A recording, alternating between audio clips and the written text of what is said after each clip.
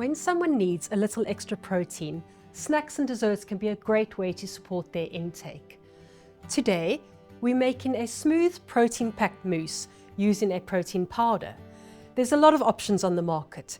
Here we're using AYMES ActaSolve Protein Compact and yogurt. You can use the different flavors in the range to vary the taste from day to day. We're going to start by mixing our powder into our yogurt. Give it a good whisk as you're adding it in to make sure that it mixes really smoothly and that no lumps are formed. You can use any yogurt that you want, but Greek yogurt or thick and creamy yogurt are really good choices, as this provides extra protein and calories and makes the pudding even more nutrient dense. Now we're going to pour our yogurt over our chopped fruit to make a really delicious dessert.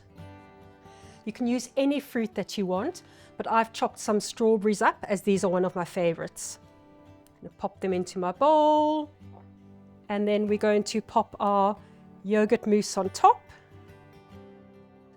Now, pop this into the fridge for about 15 minutes.